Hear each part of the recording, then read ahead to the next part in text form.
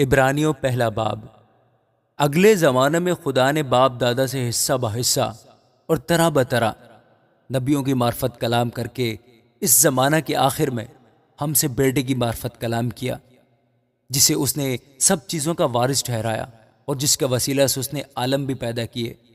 وہ اس کے جلال کا پرتو اور اس کی ذات کا نقش ہو کر سب چیزوں کو اپنی قدرت کے کلام سے سنبھالتا ہے۔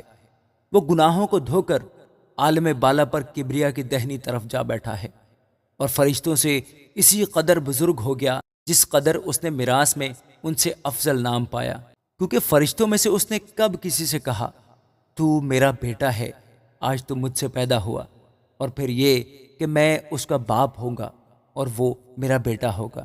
اور جب پہلوٹے کو دنیا میں پھر لاتا ہے تو کہتا ہے کہ خدا کے سب فرشتے اسے سجدہ کریں، اور فرشتوں کی بابت سے کہتا ہے کہ وہ اپنے فرشتوں کو ہوائیں اور اپنے خادموں کو آگ کے شعلے بناتا ہے، مگر بیٹے کی بابت کہتا ہے کہ اے خدا، تیرا تخت عبدالآباد رہے گا اور تیری بادشاہی کا عصا راستی کا عصا ہے۔